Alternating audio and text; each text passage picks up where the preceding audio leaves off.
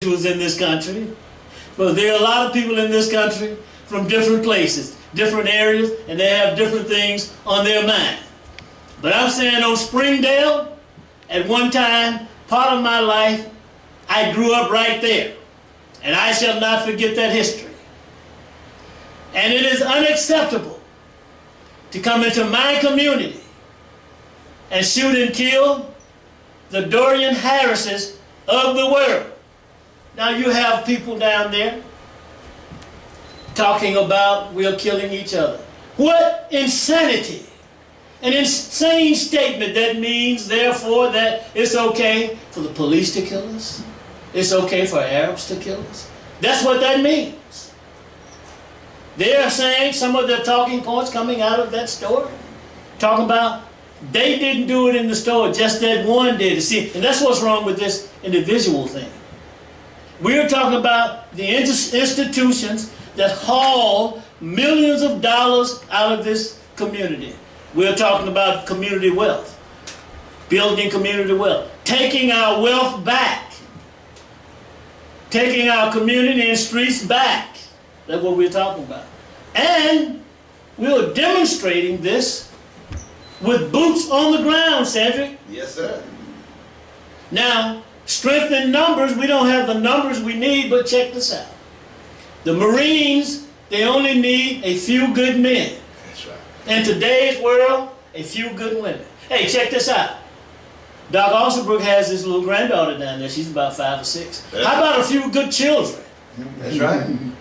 How about that interview we did, Talut, with children on both sides? That's right. Journalism 101. Hey, look, public speaking 101. 5 years old, 6 years old, 12 years old. How about that? That's right. We'll be bringing some of that back this upcoming week. Definitely needed. And I'll stop right there, talk about that part of it. But we'll talk more about that as we proceed. Now, we've got a call? No. Okay. What were you saying, Isaac? No. You what? Train. Oh, the train. Well, we'll talk over the train. Train's making noise. I thought we are the train. And we are the train coming. Love Power Show, everybody. 901-327-2777 or 901-327-2500. Hey, look, and on KQPN, the number to call over there, we'll be over there about 3 o'clock, 3:15, whatever it takes. 901-452-3094 or 901-324-7490. Hey, look, you can pick us up online.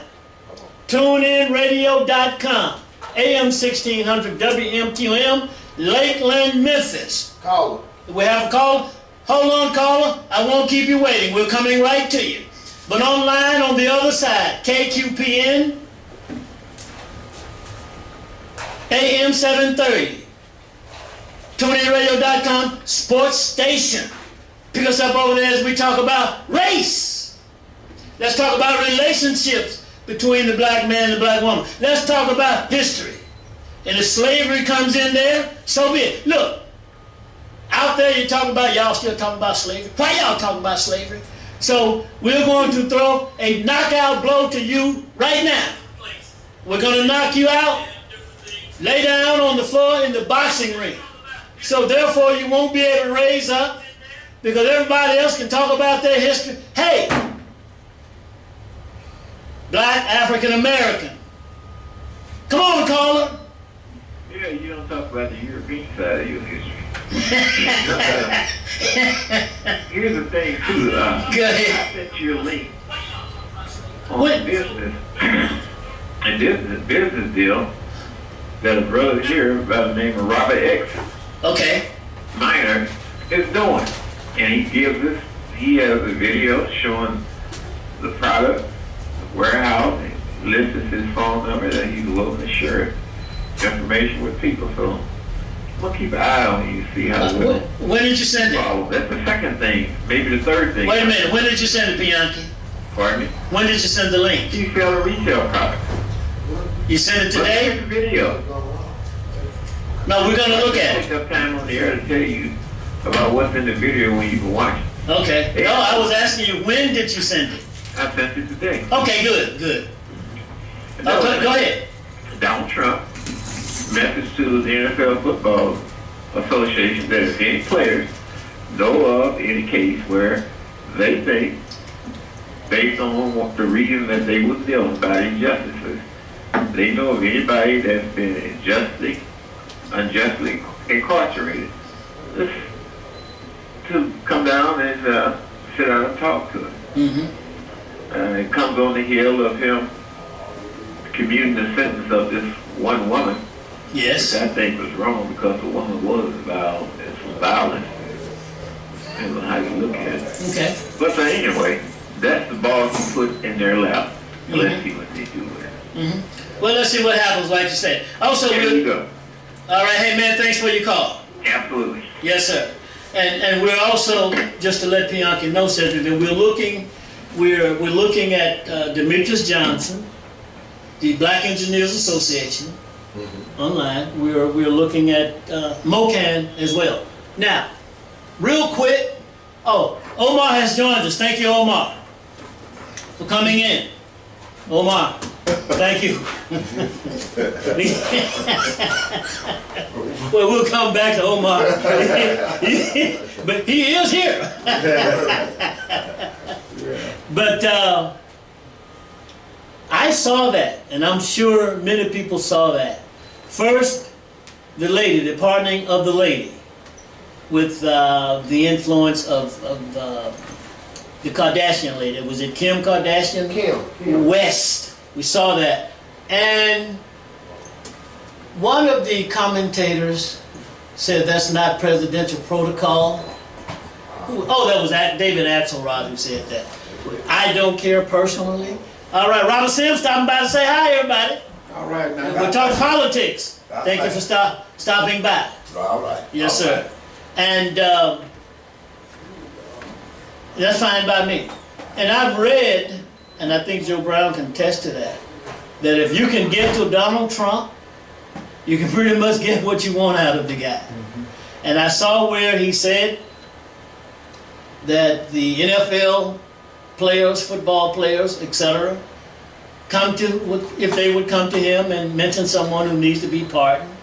I don't know if he said he would do it or he would consider it. I did see that, what Bianca mentioned.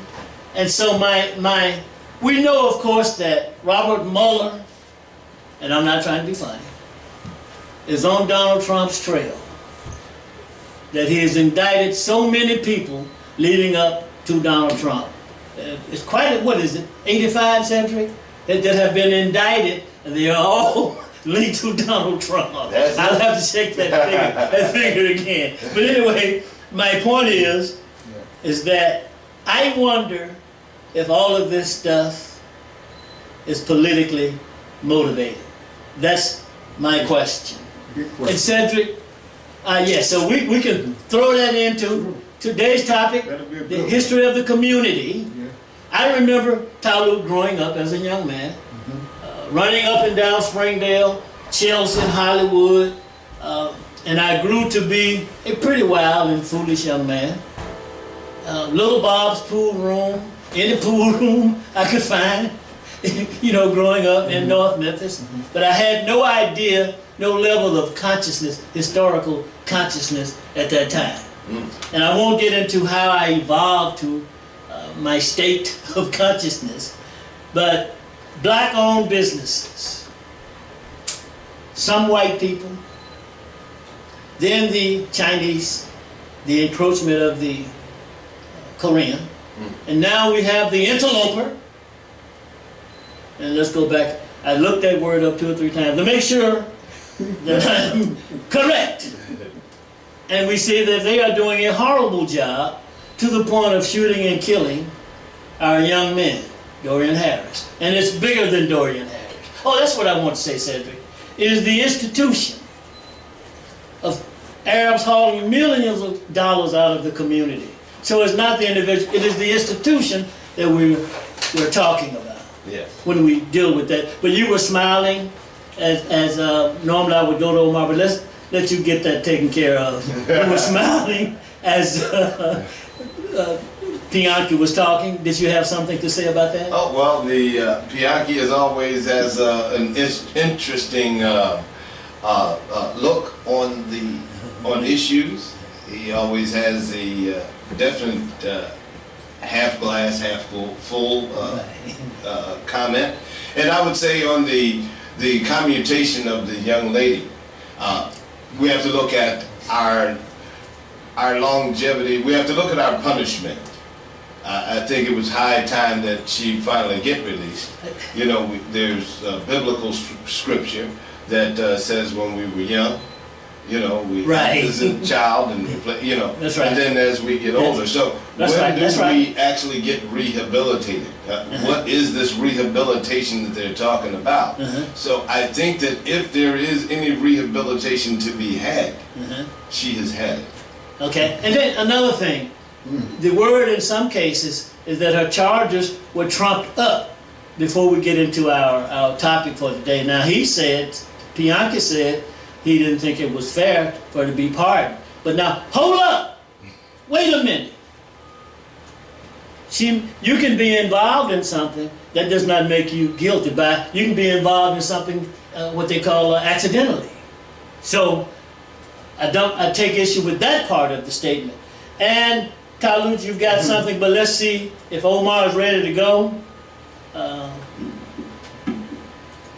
Go ahead, Omar. Take it away. I'd like to first thank you for listening in and to remind you again that the program is brought to the listening airways for the benefit of our children. And I want to remind you too that if you don't understand white racism and white supremacy, anything else that you think you understand, you will only be confused. Yes. You must understand. When it comes to pardoning, I've been in the prison ministry with the Nation of Islam for nearly 40 years. When it comes to pardoning, there are so many young men, 2.3 million black men, revolving in the penitentiary system, either locked up, on parole, on probation, or they're out of prison with a felony on their record. 2.3 million. America locks up more people than all the rest of the countries on earth put together. More people than the rest of the countries on earth put together. And there are so many that should be pardoned. You know what? When you come to God, with all your dirty sins, He'll forgive you and let you go on. But when you come to the white face of white supremacy, you're always guilty until you pass from this earth. Sometimes you're guilty just because you're black.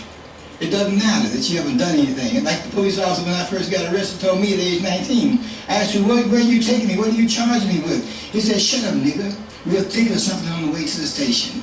And if they had thought of something, I might still be in prison today. But the system of justice in this country is a system of injustice when it comes to black people.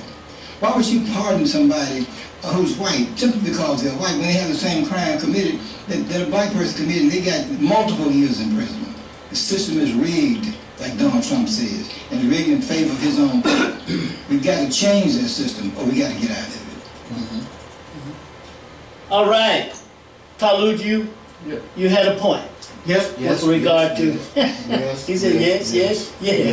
Go right ahead. You know, we can't ever stop thinking about racism, as Dr. Baruti just said. If you try to think outside of white supremacy, racism, and all those ugly things that are happening to us and that has happened to our ancestors, you are going to be, as he said, very confused. Okay. Now,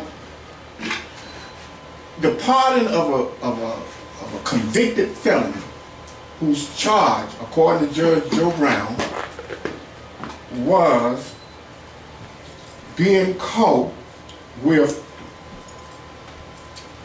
40,200 pounds of pure cocaine. That's 20 tons of cocaine. He said that's enough so you couldn't lift a B-52 off the ground with that much cocaine in his bowel. Okay? Now you're talking about racism, and you're talking about white supremacy, you're talking about Banner, you're talking about alt-right, you're talking about KKK, you're talking about all these institutions, and with a president who agrees with them. Putting a person back out on the street like that, Miss Johnson, is really to suck out more of the wealth out of our community and suck from among us our human substance. Many of us are applauding and very happy that this lady was pardoned by this evil, corrupt Gentile by the name of Donald Trump. Look, we must think in terms of what's best for us, what's going to increase our quality of life. You know, pardon this person is not going to increase our quality of life. It's going to cause our quality of life to deteriorate even greater. How so, Talut? You should get right back in the community and do like the rest of them doing with that kind of connection, more cocaine, more destruction, more crack, more of this, more of that on the heads of African American people. It's not going to change. It's going to get worse. That's a queen pin. You know, in contrast to the king pin, that's a queen pin. They don't go away. You're talking about somebody that's capable of bringing that amount of drug into the community. That's billions and billions and billions of dollars. Okay. Well, I think that's something we have to wait and see. And well, I mean that's you can. That's a good. Well, now that's a prediction, or is that a pattern, or that is something that we've seen time and time again, or you know, Cedric brought up rehabilitation. Is it possible that she's been rehabilitated? No. Okay. No, and the reason why is... Who we get some laughs on that one? No, we go to Cedric first, then Talut. I mean, Omar, when you finish. No such thing as... See, there was a crime committed. Okay. A gross crime, a heinous crime. Okay. Hideous crime. Okay. You pardon this person before you pardon the person that's way down on the totem pole. Okay. By the millions, as Dr. Omar said, millions of men and women incarcerated on sometimes frivolous charges, and then bring this person and pardon this person over and beyond them. Okay. No, that's corruption at its best. Okay. Let's take a point of view from Cedric and then Omar. Well, I would have to say on the young lady's situation, I'm not thoroughly knowledgeable about everything that has happened. What I can say, though, is that when we have the situation of a mass arrest as they had at that particular time, in order to convict, we're supposed to have knowledge of knowingly, willingly, with intent. I'm not sure if that happened here in this case. I know that most of the time it does not. You we're supposed to not only, because you can actually even commit murder innocently.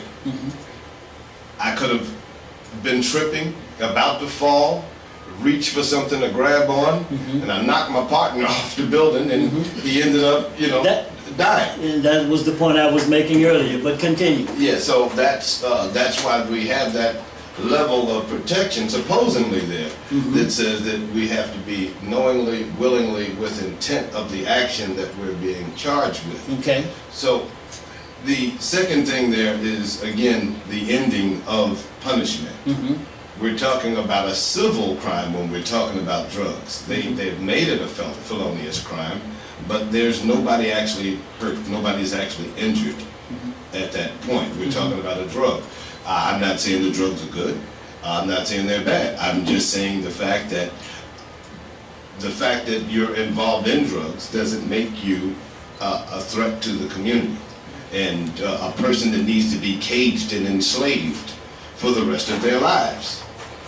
And I'll leave it there. You'll leave it there. Yes. Well, that's an interesting comment. We'll come back to you.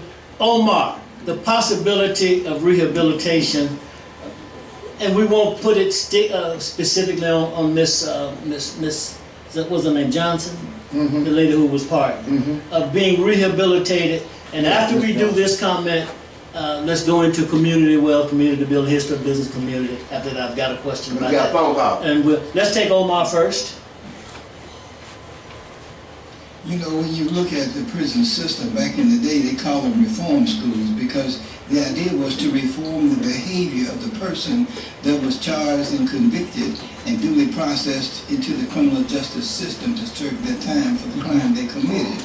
But there is no reformation of the person. It's only punishment. And if there's no reformation, then don't look for the prison to reform anybody because it's not there for that.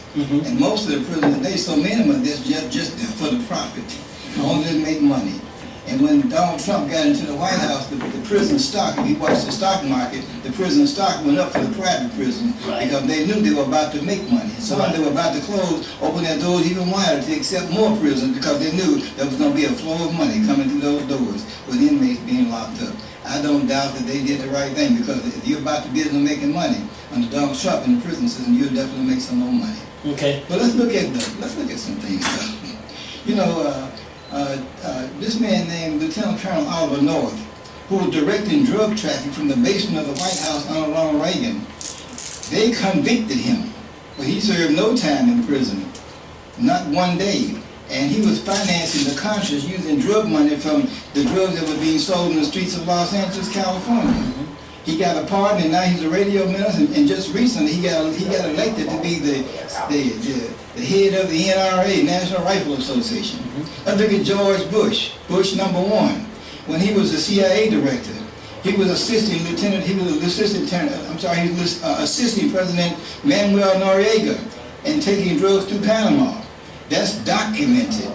Now, Mr. President is in prison in Atlanta, Georgia. The former president of Panama is in prison in Atlanta, Georgia. Of course, Mr. CIA Director George Bush went on to be the president and later on retired with all his money, all his ill-gotten gain.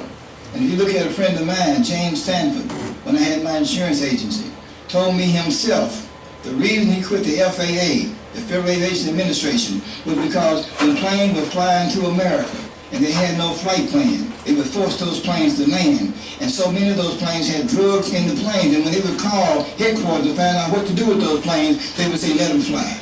They were bringing drugs in. The government knew they were bringing drugs in, which made us to understand when we were sitting there in my office that most of the drugs that come into this country is controlled by the United States government. It is not an accident. It is a deliberate effort to destroy people and to incarcerate people. If you don't understand that, then you need to wake up. All right, Omar, thank you. And hold on, caller, I'm coming right to you. And much of what Omar just pointed out, we saw in the news. And not only that, the whole Gary Webb, Rick Ross situation grew out of part of that as well, and we saw this in the news. Now, some of this information you have to dig deeper to and investigate, examine to extract it out. Now, whether someone is going to be rehabilitated or not, that remains to be seen. We simply don't know. But there, Omar pointed out, this whole system went from reform to rehabilitate. That's a problematic situation. Caller, go right ahead. Well, heck, Omar said when he came out, I guess he was rehabilitated. No, he didn't say he'd been to prison. He said when he was in the car, they was coming up with reasons why they locked him up. But whether or not, if that's so, he Hey, they're laughing, man. I ain't never been in jail. But here's the thing too. Okay. Here's the thing too. Okay. Somebody mentioned about talking about racism. Yes. That's getting right back to what Kanye West said. That's your choice. And if you want to talk about that over and over again, that's a choice. And another point too, we always want to down the president.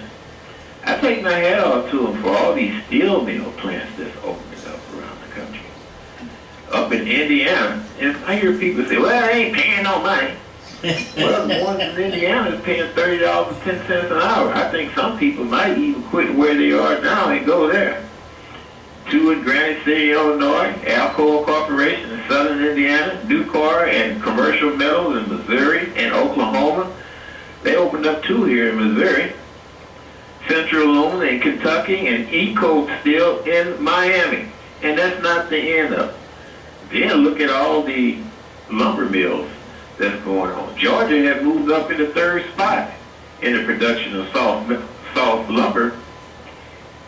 And Wallace, if you got any kin folks down south that has lumber on their property, now is the time for them to start taking that lumber and turning it into dollars.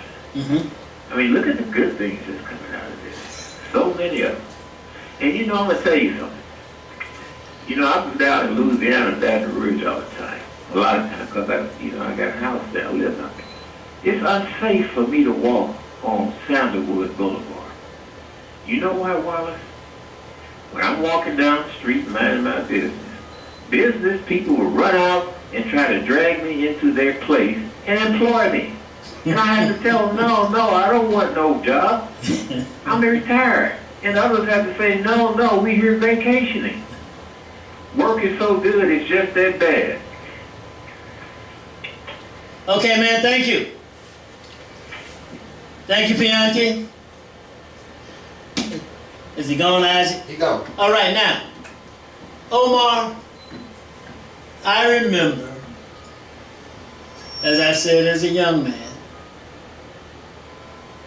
growing up in Memphis, Tennessee. We're talking about community wealth. And now, as you and we talked this morning, and the Arabs are the worst of the interlopers, hauling money out of the community, millions of dollars out of the community. Omar, when did it happen? How did it happen? Let me add this to it, but I want Talut to weigh in on this one. I do see more and more black / African Americans going into business today.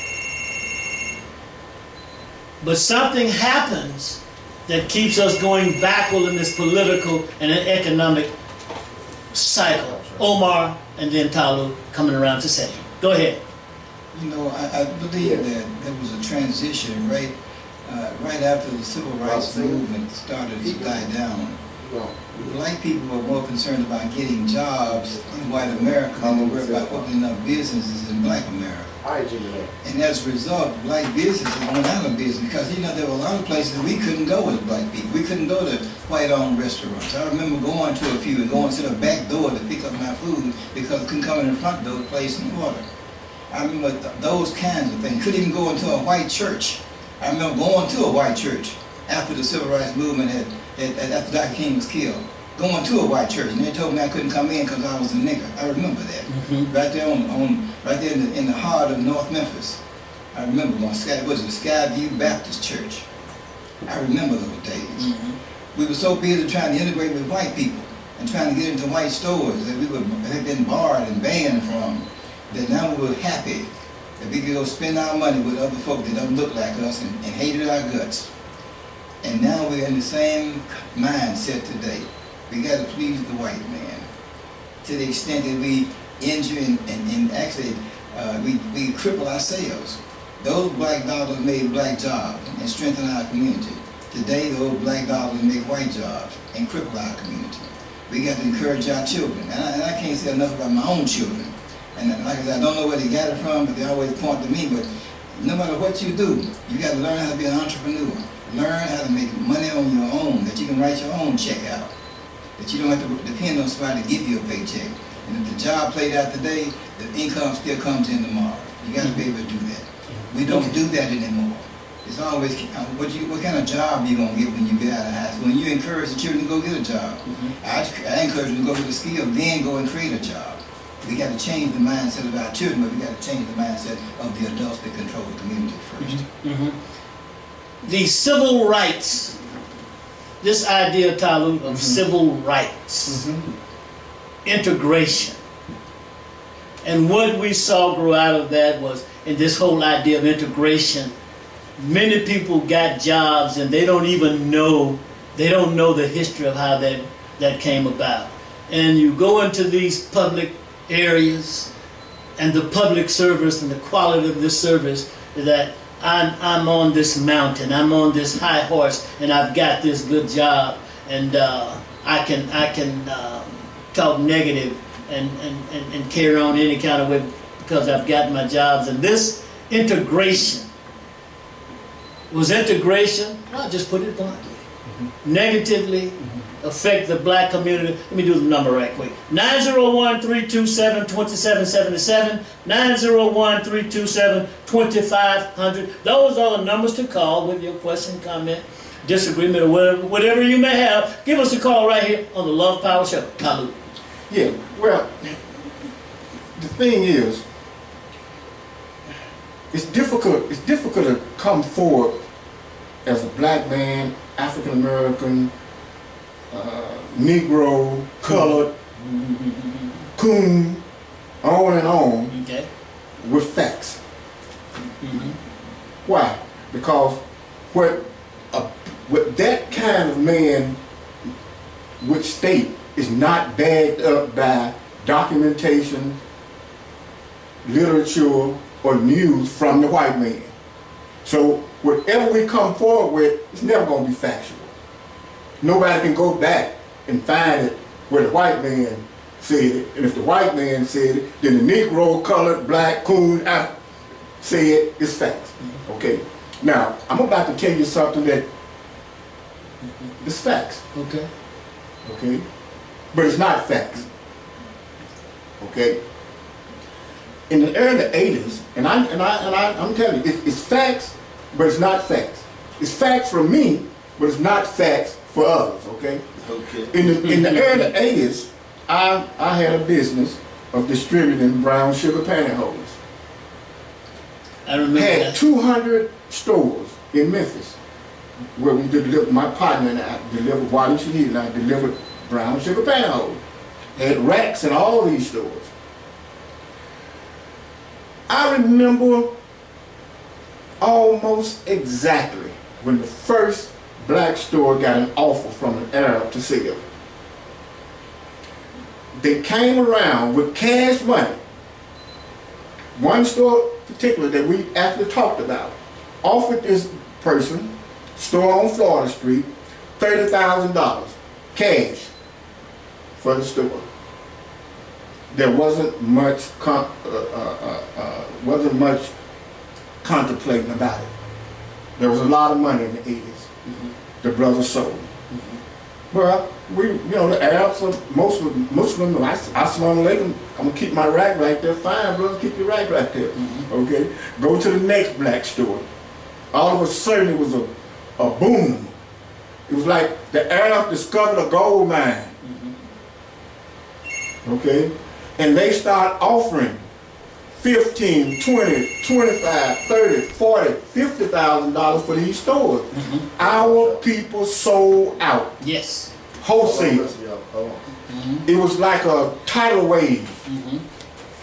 For one moment, every time we went to a store, the brother or sister had sold out.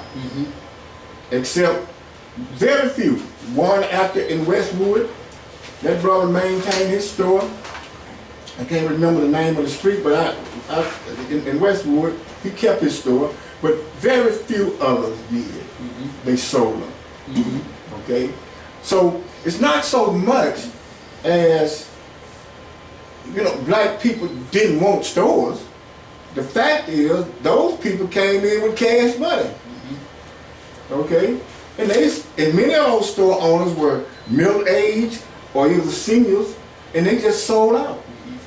But nobody else came to make an offer. So obviously, the economics of it all is, I can sell out right now, take my $30,000 or $50,000, or I can work here day in and day out, 24 hours a day, and die. They chose to sell out. Okay, now, the problem is for us, as we approach our ideals about wealth building and acquiring wealth, okay, we have to find a way to get substantial African American people who have the resources and income to go back in and buy those stores back, if they can. If they can. But these people are making so much money, it would be foolish for them to sell. Okay, let's take this call. Go ahead, caller. Thank you so very much, my brother, to the rest of the brothers and persons. What is happening is, at this particular point, we only is looking, I mean, I put myself in it, at a particular level, and what is happening, we're missing from the top down. Let me just give it to you quickly from that level. We can start at UN Agenda 21, Cable Spicer, Garden Plot. We can come on down. We can stop with the Illuminati's, and we can stop at Prince and those and come on down. Then we can go on those who are useless, useful idiots. And of course we can come down to those who are useless eaters. That's the agenda. And what we are involved in is a civil war which has been going on. When it was announced that it had begun, and that was done by Omar Bush, who, of course, you know, was a CIA director who made sure that what is going on now continued, because he shaped it and molded and worked his way on into the presidency. Of course, he also made sure that the drugs was coming in through Florida instead of Texas, and make those particular investments, of course. And now we're down to, from that point to now, where we are as it relates to civil war. What does it look like at this particular point? Because if you start talking about, and we can touch on this quickly, is that if you talk about the Arabs in the community getting the money out of the community, if we talk about the Arabs being those who were brought here for the purpose for when the armed struggle begins, especially when we get home, they took the Kroger's out, so we know already that they're going to shoot and kill those. If we went for a young man for a can of beer, got the death penalty, you know what's going to happen. After we get through breaking in each other's houses, trying to live and survive and kill each other, they will be the ones with the hoods on, the black hoods with the guns and the clubs to guard their stove, and they'll be justified in killing, because you can see he preempted the thrust that they're here for. He preempted by shooting the brother for the can of beer. Of course, knowing what was happening, we immediately began to identify. We are now in the Civil War. The Civil War is between two entities. It's the Civil War that is going on between the United States of America and what it had been about in terms of when it came into existence, from Columbus and the Queen and the land and the spirit and blah, blah, blah, to where we are now. From there to this point, and from then the bringing of us involuntarily here as an economic piece where we are now, where this whole system has evolved to from those particular points. Well, it's down at a point now where those who control capitalism, socialism, Marxism, communism, and all the other isms they control, when they get rid of time for another ism to come in, of course, they eradicate the ism that's there and begin the new ism, and to get rid of the surplus based on the change in thought that they got in the top of their head based on how the world is going to be ran based on getting information from the ones that they serve called Luciferians. So now we're looking at that aspect of it. Now let's get on down to where we are at this particular time and point. What are you going to see? Of course, our young people have already been programmed to take to the streets. They don't know who he is, what he is, where they're going, and what they're here for. They got 32 different definitions that they can be. They can be a boy, girl, woman, whatever they feel like they is, and they want to control the thoughts that go into the head. We put what is in their head, which in fact will get the results they need, which is confusing young people who in fact is being programmed. They got up there programmed them that these are different games and etc. Shoot police and etc. We already got them doing it, okay? So now you know that attack is going to be, and of course you're going to get reactions back as it relates to from the other forces. But one of the amazing things about this is there are those who in fact that understand that based on how we've been programmed and live, that is going to love the right to make choices. Okay, you said choices. Yeah, All right. the right to own property things of that particular nation as well. Okay. So where we are at this point, we're at the very beginning of, in the next 3 or 4 months, we may see it in the streets, get some food. But one of the main things also in function and working on right now is to stop get this neurotoxic oxygen and neurotoxic hazardous waste poison acid out of the best, or not the best, the top 3 drinking waters in the country. Why are you putting in? These are the questions I've had asked. I've also talked with the president of the Like Gas and Water. We're talking. I've also put the same letter I wrote to him to everybody, including the health department and also including the city council. I got another person that goes to support in the morning. All right, Minister. Thank you for that. We're going to let's. He said a lot. Yeah. But let's take the part of where we are now, and that way we can keep on topic. He did speak to the element of the youth, the element of the young man being shot and killed, supposedly about a can of beer. But Omar, there's something we talked about, going back to community businesses. Talut, I was interested, still am, in what Talut said, because I remember the business they had, he and Wali Shahid. I remember that. I myself was also, and I've done some business with some of these Arab stores. Some of them have been Ethiopian. Incense, cassette tapes, you name it, CDs, some DVDs. Of course, some of this stuff was problematic, but nevertheless, I did. You were the king at that time of CDs. But I did. And I remember Arabs offering black businesses, black people money for their businesses. Omar, well, I want to come back to you because that's something that we should take a look at. What happened that made black people sell out? Talut said, well, they were older, middle-aged, thinking about it. At that time, that was a lot of money. And so now where we are, Arabs would not sell out. But they were rather forceful, Cedric, in coming to the black businesses with their money. If you refused, they'd add another 10 grand to it. Another grand to it. Another 10 to it. Another 10 to it. Like you said, they discovered a gold mine. So I think there's a matter of principle here, Omar. There's a matter of psychic damage. Or there's a matter of you being older, I'm going to be older, my children are not helping, my nieces and nephews are not. Could this be a part and parcel of the problem, Omar? You know, when you look at the other groups, how they operate, these Arabs that bought these stores, many of them were backed up by other Arabs that had money as well.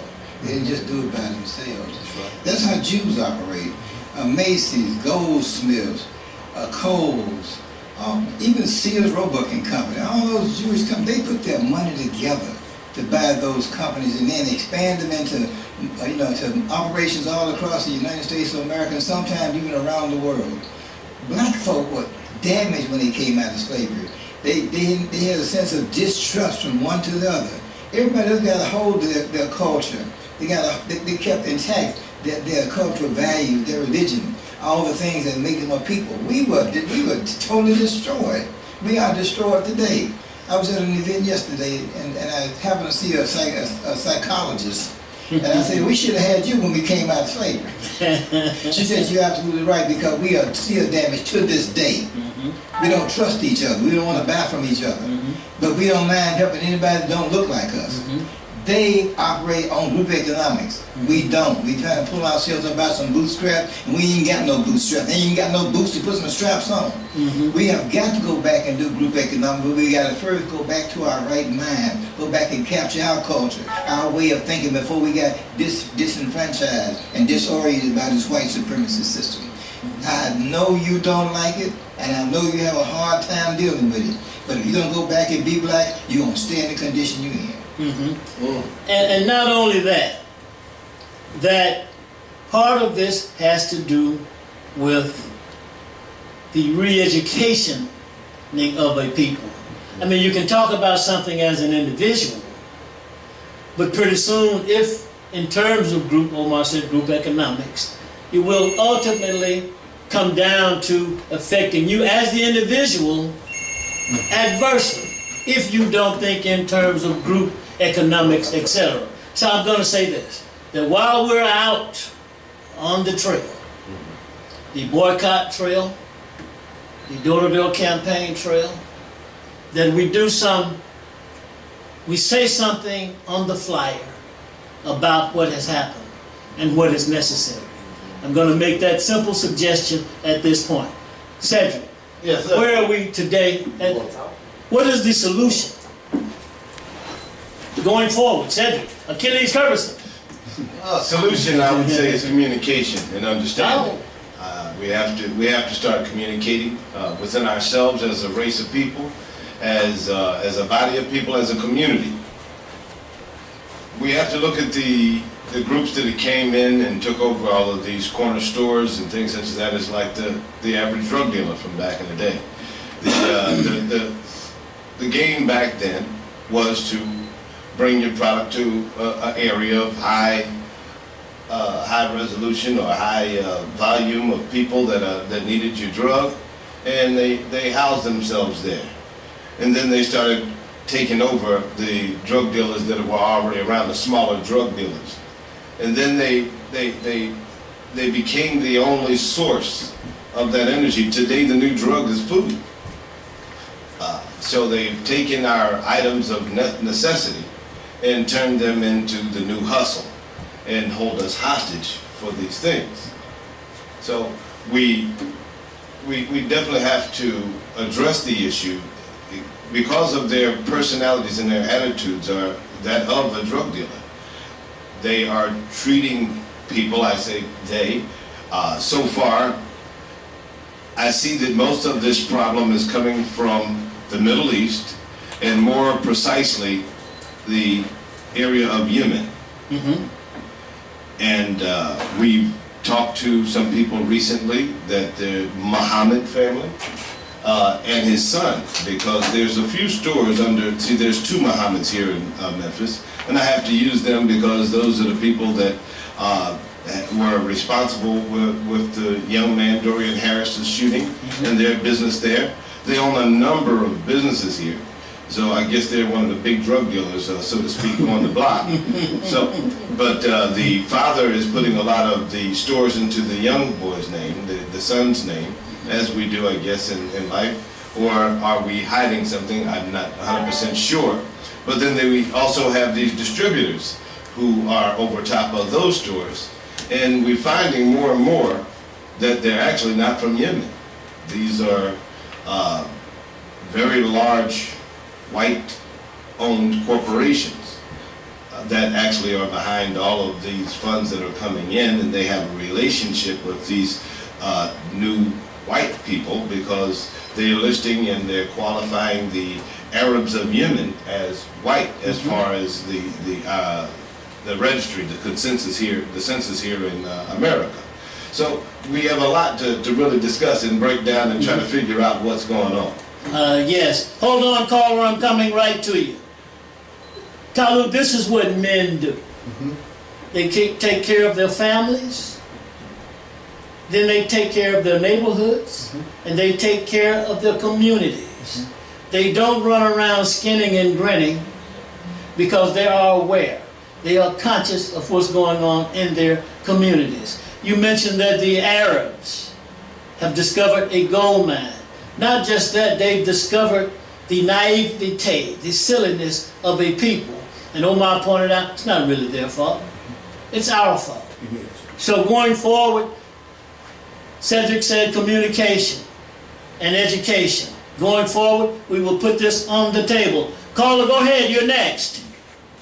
Well, I hate to keep calling back. That's all right. Take 30. Such a misjustice.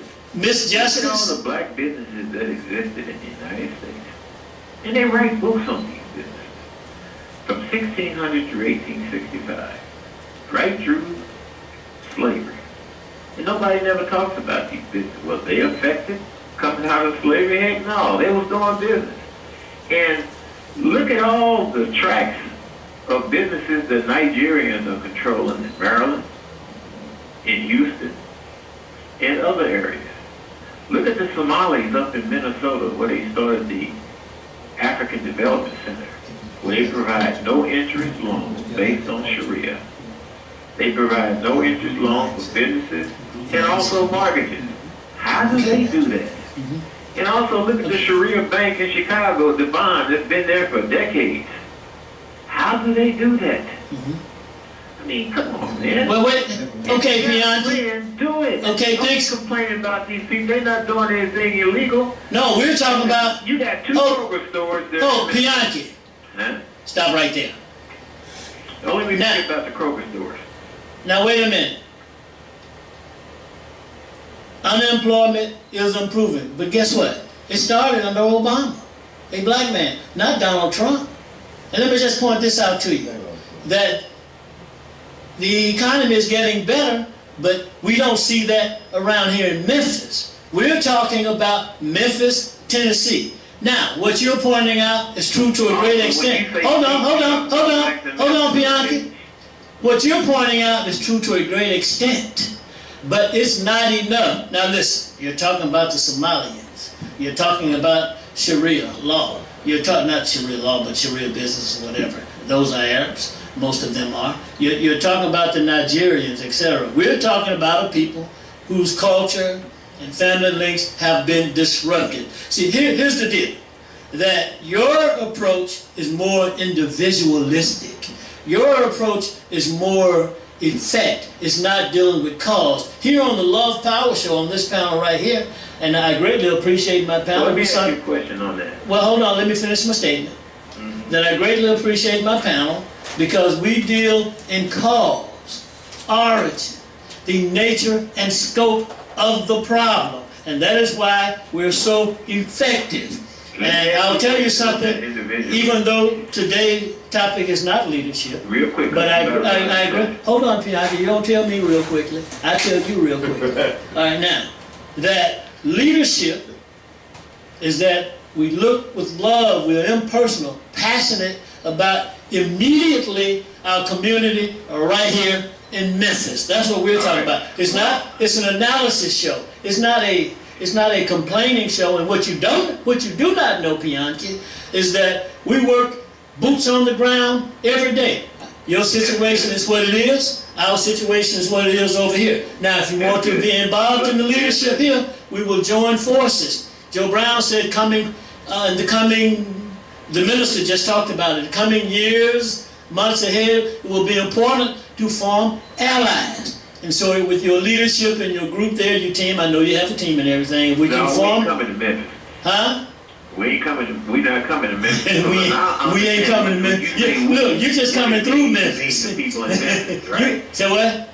When you say we now, I understand who you're talking about. Okay. You're talking about the people in Memphis, which is all right. And as far as the individual thing is concerned, you got an uphill battle on that. Because majority of blacks in Memphis, I would say, they are Christians. And when Christians die, they got to answer to what? Their own sins. Therefore, they have to live their own lives in order to make sure that those sins are based on themselves. They ain't dying for nobody else. They're going to die for themselves. Look, it's 3 o'clock. All right. Have a good one, man. Now listen.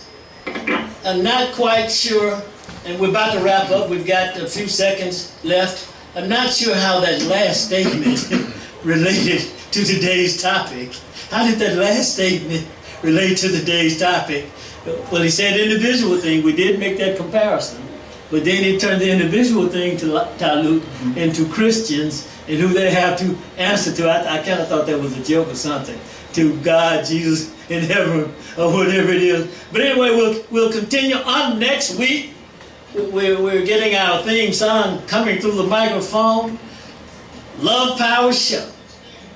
Join us next week as we talk more and more about the issues that we face. And he admitted that he realized that we're doing work on the ground in the Memphis community. Did y'all hear him say I realized that? Yes, sir. Hey, we thank you. Let's get ready for more action. Oh no, that's That's the closer song. that's Color Him Love. Yeah, what's that, Omar? That's good.